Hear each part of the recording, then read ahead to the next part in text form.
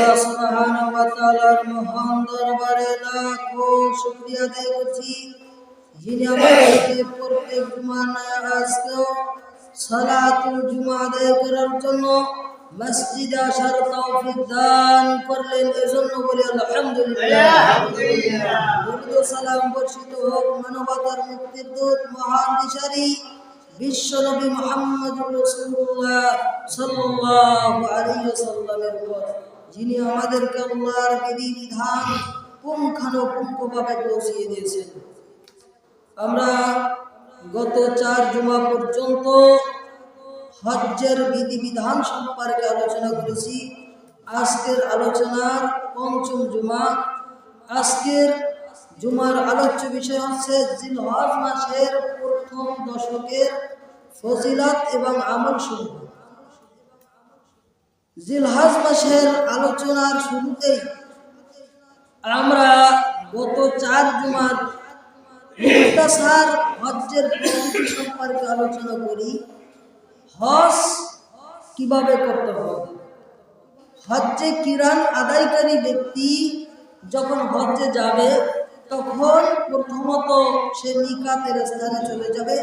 মিকাতের স্থান থেকে তাকে হজ্জের কাপড় এবং মিকাতের নিয়মাবলী মেনে চলতে হবে এবং তাকে ওখান থেকে নিয়ত করতে হবে লাব্বাইক আল্লাহুম্মা হাজ্জাও ওয়া উমরাতান।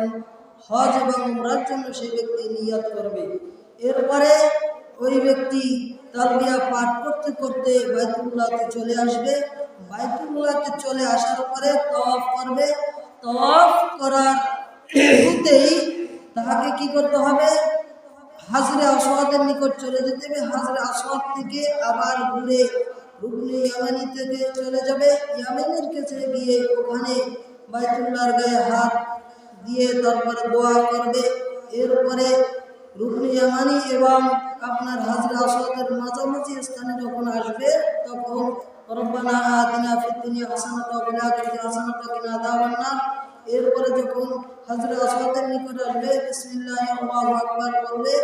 এইভাবে তাওয়াফ শেষ করবে। 7 বার 7টি চক্কর দেবে। এরপরে চক্কর শেষ হলে সে মাকাম ইব্রাহিমের কাছে গিয়ে 2 রাকাত নামাজ আদায় করবে। যদি সেখানে সম্ভব না হয় অন্য জায়গায় সালাত আদায় করবে 2 রাকাত। এরপর তাকে কি করতে হবে? সাফা মারওয়াতে সাই করতে হবে। সাফা মারওয়াতে সাই করার সময় বাইতুল্লাহর দিকে ফিরে তাকে দোয়া করতে হবে লা ইলাহা ইল্লাল্লাহু ওয়াহদাহু লা শারীকা লাহু লাহুল মুলকু ওয়া লাহুল হামদু ওয়া হুয়া আলা কুল্লি শাইইন কাদির। এইভাবে দোয়া পাঠ করবে। দোয়া করার পরে তাকে সাফা মারওয়া সাই করা শেষ করে তাকে মাথা মুন্ডন করতে নিতে হবে। মাথার চুল ছোট করতে হবে। মাথার চুল ছোট করলেই তার পুরার কাজ কমপ্লিট হয়ে যাবে। অতঃপর কিরান আদায়কারী ব্যক্তি তাকে মিনার দিকে চলে যেতে হবে। মিনার ময়দানে চলে যেতে হবে জোহরের নামাজের আগেই। মিনার ওখানে জোহর, আসর, মাগরিব, এশা, ফজরের নামাজ আদায় করে নিতে হবে।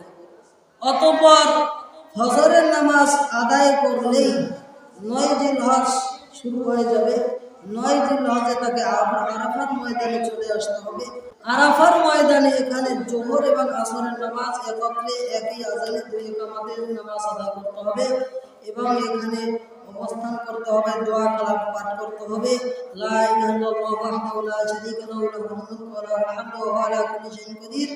এরপরে তাকে সূর্যাস্ত পর্যন্ত অবস্থান করতে হবে। সূর্যাস্তের পরে তাকে মুজদালিফার দিকে চলে যেতে হবে। মুজদালিফাতে যাওয়ার পরে মাগরিব এবং এশার নামাজ একই আজানে 2 ইকামতে আদায় করে নিতে হবে। এরপরে রাত্রি ওখানে যাপন করতে হবে। সকালবেলা হয়ে গেলেই 10 জিলহজ চলে আসবে। 10 জিলহজে ফজরের নামাজ আদায় করার পরে দোয়া কালাম করবে, উম্মার জন্য দোয়া করবে, আল্লাহর কাছে দোয়া চাইবে। অতঃপর ওইখান থেকে 10 জিলহজে মিনার ময়দানের দিকে চলে যেতে হবে। মিনার ময়দানের দিকে চলে যাওয়ার পরে জামরাতুল আকাবা, বড় জামরাত যেখানে, ওইখানে গিয়ে তাকে 7টি পাথর নিক্ষেপ করতে হবে। প্রত্যেক পাথর নিক্ষেপের সময় তাকে আল্লাহু আকবার বলে পাথর নিক্ষেপ করতে হবে। এর পূর্ব পর্যন্ত তাকে তালবিয়াতে মগ্ন থাকতে হবে, বেশি বেশি তালবিয়া পাঠ করতে হবে, দোয়া কালাম জিকির আসকারে মশগুল থাকতে হবে। এর কঙ্কর নিক্ষেপ করা শেষ হলে তাকে তালবিয়া পাঠ করা বন্ধ করতে হবে। অতঃপর তাকে কোরবানি করতে হবে। কোরবানি হচ্ছে কিরান আদায়কারী এবং হজ্জের তামাত্তু আদায়কারী ব্যক্তির জন্য কোরবানি। অতঃপর ওই ব্যক্তি কি করবে? মাথা মুন্ডন করবে। ইতিপূর্বে কিরান আদায়কারী ব্যক্তি যেহেতু উমরা করেছিলেন, সেই জন্য সে মাথার চুল ছোট করবে, পুরোপুরি মাথা মুন্ডন করবে না। যখন দ্বিতীয়বার আবার এইখানে মাথা মুন্ডন করবে, মাথার চুল ছোট করবে, এখানে পুরোপুরি মাথা ছোট করে নিতে হবে। কারণ হজ্জে কিরান আদায়কারী ব্যক্তি প্রথম চুল ছোট করছে, আর হজ্জের তামাত্তু আদায়কারী একইভাবে আদায় করবে। এরপরে তাকে তওয়াফ ইফাদা আদায় করে নিতে হবে। তওয়াফ করার পরে তাকে সাফা মারওয়া সাই করতে হবে। সাফা মারওয়া সাই করার পরে সন্ধ্যাবেলায় তাকে মিনার ময়দানে চলে যেতে হবে। মিনার ময়দানে চলে যাওয়ার পর ওখানে অবস্থান করতে হবে। অবস্থান করার পরে তাকে একবারে 11, 12, 13 জিলহজ ওখানে অবস্থান করতে হবে। প্রতিদিনই ছোট জামরা, মধ্যবর্তী জামরা, বড় জামরা, এই 3টি জামরাতে 7টি করে 21টি কঙ্কর নিক্ষেপ করতে হবে। 21টি কঙ্কর প্রত্যেক দিন নিক্ষেপ করতে হবে। মোট 70টি কঙ্কর নিক্ষেপ করা হবে। অতঃপর হজ থেকে বিদায় নেওয়ার পূর্বক্ষণে তাকে বিদায়ী হজ আদায় করে নিতে হবে। এইভাবে যদি কোনো ব্যক্তি হজ আদায় করে, আল্লাহ সুবহানাহু ওয়া তাআলা চাইলে তার হজ কবুল করে নেবেন ইনশাআল্লাহ।